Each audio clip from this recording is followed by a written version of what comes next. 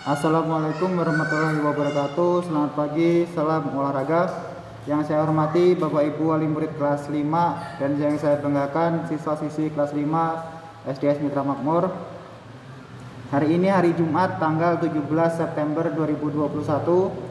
Sebelum mulai kegiatan hari ini, marilah kita berdoa. Berdoa mulai.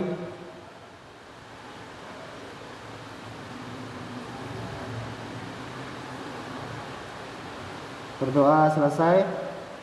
Ya, siswa-siswi SDS Mitra Makmur, kita kembali hari ini di pelajaran penjas orkes.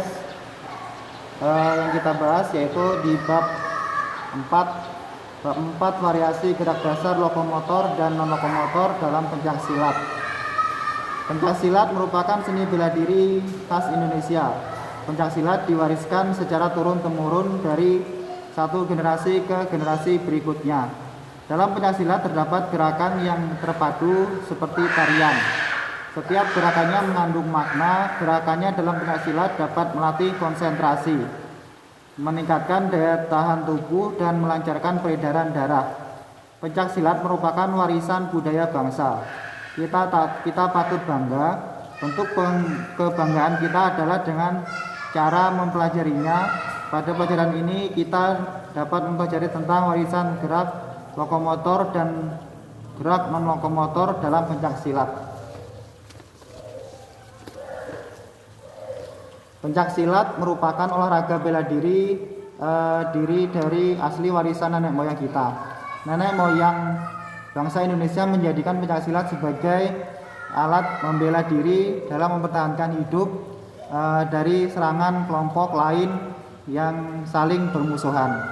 Dalam pencak silat terkandung unsur-unsur budi pekerti, keterampilan, kepribadian yang kuat, keberanian, penegakan kebenaran, serta membangkitkan semangat juang yang tinggi dalam penegakan keadilan dan dilandasi oleh ketuhanan yang Maha Esa.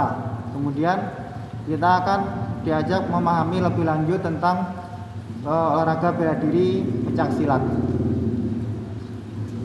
A.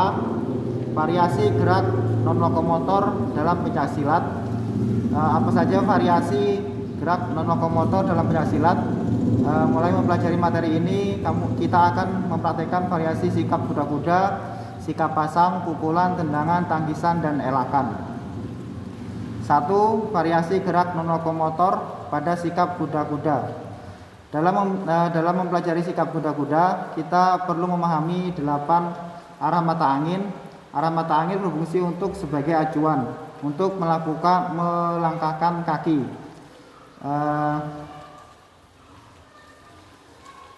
Kuda-kuda dalam arah mata angin termasuk gerak non lokomotor.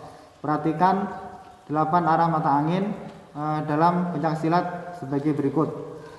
Ada arah depan, ada arah belakang, serong kanan depan, titik awal berdiri, samping kanan, serong kanan belakang, kemudian belakang, serong kiri belakang, samping kanan, kemudian serong kiri depan. Berdasarkan gerakannya, sikap kuda-kuda dalam pencak silat dibedakan menjadi 6 gerakan sebagai berikut. Menekuk kaki depan pada sikap kuda-kuda depan. Kuda-kuda depan sebagai awal melakukan serangan. Dalam pencak silat, cara melakukannya sebagai berikut. Berdirilah tegak di pusat arah mata angin. Geser kaki kiri atau kanan ke depan. Berat badan bertumpu pada tungkai depan. Posisi badan tegak dan pandangan ke depan. Tungkai depan ditekuk dan kaki belakang lurus. Telapak kaki belakang serong ke arah luar. Menekuk belakang pada sikap kuda-kuda belakang. Kuda-kuda belakang umumnya dilakukan untuk menghindari serangan lawan. Cara melakukannya sebagai berikut. Posisi awal berdiri tegak di pusat arah mata angin. Gerakan kaki kiri atau kanan ke belakang. Posisi badan condong ke belakang. Kaki pada posisi belakang ditekuk. Berat badan bertumpu pada tungkai belakang. Tungkai belakang dipakai sebagai tumpuan.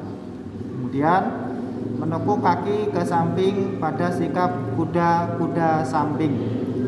Bagaimana sikap yang tepat untuk melakukan elakan dalam pencak silat? kita dapat menerapkan sikap kuda-kuda samping untuk melakukan elakan kuda-kuda samping.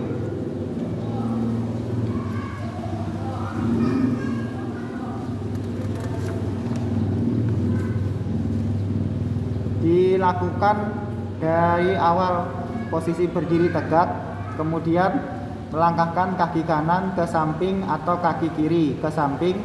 Caranya sebagai berikut: langkahkan kaki, misalnya kaki kiri ke samping kiri, pandangan ke arah depan, kaki kanan lurus, kaki kiri ditekuk, berat badan menumpu pada kaki kiri. Berikutnya menekuk kedua kaki pada kuda-kuda tengah. Cara melakukannya sebagai berikut: sikap awal berdiri di pusat mata angin, fokus pada pandangan depan, kedua kaki dibuka ke samping melebihi lebar bahu, kedua tungkai ditekuk dengan berat badan bertumpu pada di tengah. Selanjutnya lakukan sikap kuda-kuda tengah dengan melangkahkan ke segala arah. Berikutnya kuda-kuda silang. Kuda-kuda silang dapat dilakukan dua cara, yaitu kuda-kuda silang depan dan kuda-kuda silang belakang. Kuda-kuda silang depan, cara melakukannya sebagai berikut: kaki kiri berada di depan dengan keadaan kaki menyilang, kaki kanan berada di belakang dengan keadaan jinjit. Arah gerakan ke depan, kedua lutut ditekuk, berat badan ditopang ke depan, pandangan ke depan.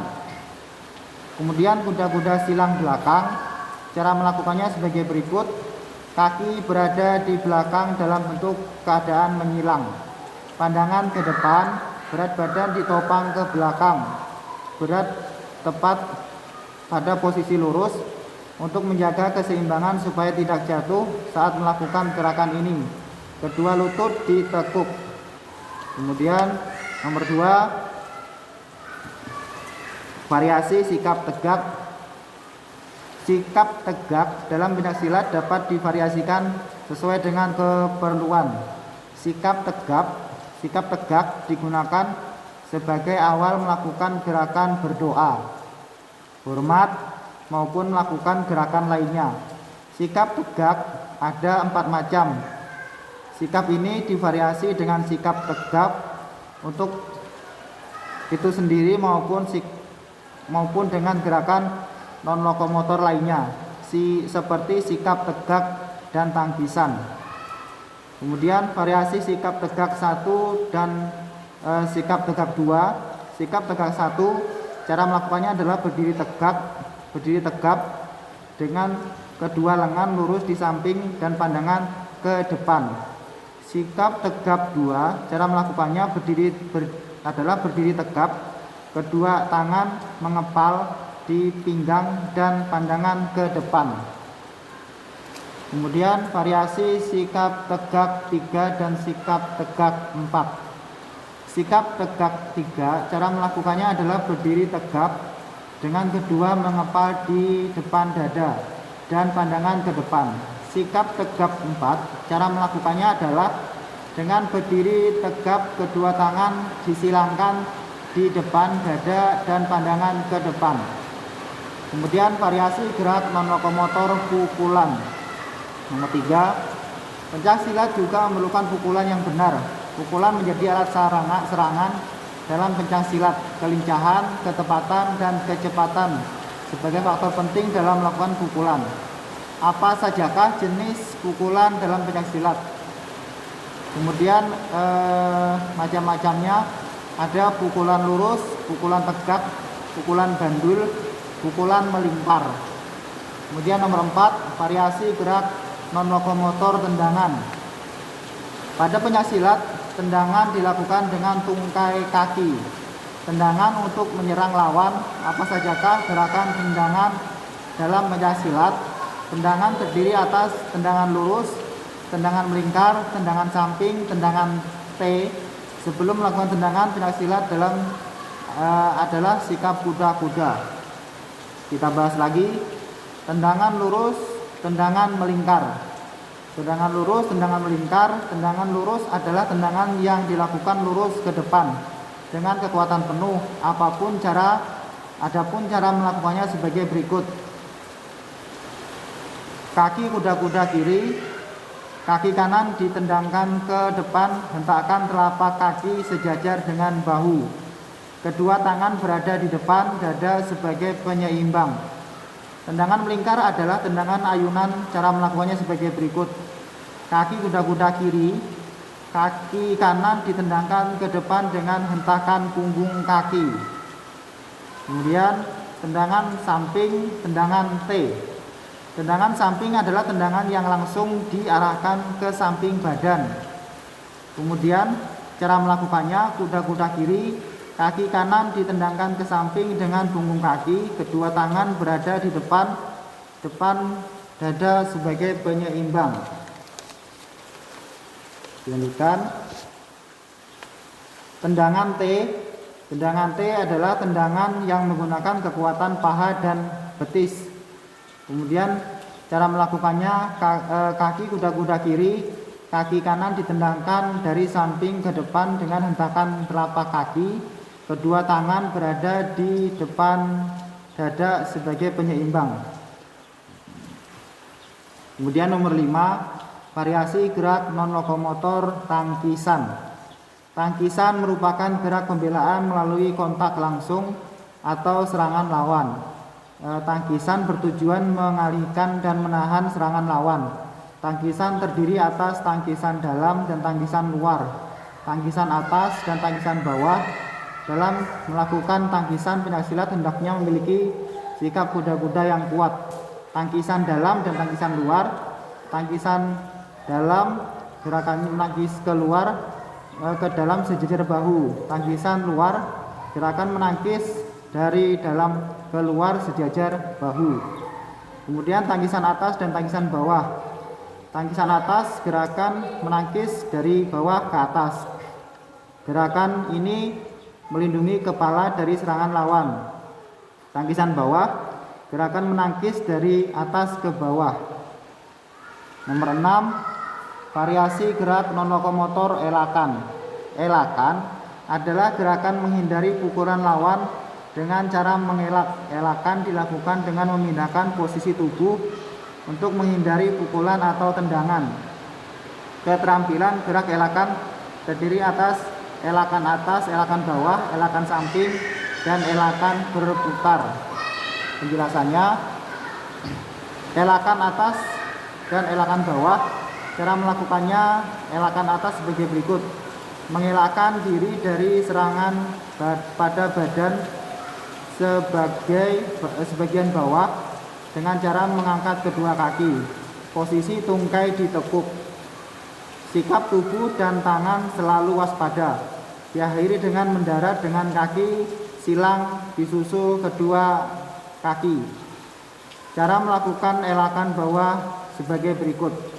Mengelakkan diri dari serangan pada bagian tubuh bagian atas. Rendahkan diri dengan cara menekuk lutut tanpa memindahkan tumpuan kaki. Kemudian elakan samping dan elakan berputar. Cara melakukan elakan samping sebagai berikut. Mengelakkan dari serangan lurus depan dan atas. Dari samping kangkang memindahkan badan ke samping dengan mengubah sikap tungkai atau kuda-kuda. Sikap tubuh dan tangan selalu waspada. Cara melakukan elakan berputar sebagai berikut. Sikap kuda-kuda depan, posisi badan sedikit condongkan ke belakang, sikap tangan waspada. Saya lanjutkan penjelasannya. B. Variasi gerak lokomotor dalam pencaksilat. Variasi gerak lokomotor dalam pencaksilat. Bagaimana bentuk variasi gerak lokomotor dalam pencaksilat? Pada pencaksilat, variasi gerak lokomotor menunjukkan perpindahan satu tempat ke tempat lainnya. Sebagai contoh, pola gerak langkah menggambarkan perubahan pijakan kaki dari satu tempat ke tempat lainnya. Lokomotor saat melakukan pola gerak langkah, kita dapat memvariasikan bentuk gerak non-lokomotor, misalnya bersiap, berdiri tegak, dan melangkahkan kaki sesuai pola gerak langkah. Kemudian ada variasi gerak lokomotor pada gerak langkah. Langkah adalah perubahan injakan dari injakan kaki dari suatu tempat ke tempat lainnya. Pola gerak langkah dalam pencaksilat berfungsi sebagai dasar tumpuan untuk berdiri kuat, dasar untuk pembelaan dan serangan, serta dasar menempatkan posisi yang kuat untuk menguntungkan. Gerakan langkah dalam pencaksilat dibagi berdasarkan arah dan pola langkah. Gerak langkah yang telah kamu lakukan termasuk gerak langkah berdasarkan arah. Bagaimana gerak langkah dalam pencaksilat berdasarkan pola? Mari kita pelajari gerakan tersebut. Langkah lurus. Langkah lurus dengan langkah maju caranya sebagai berikut.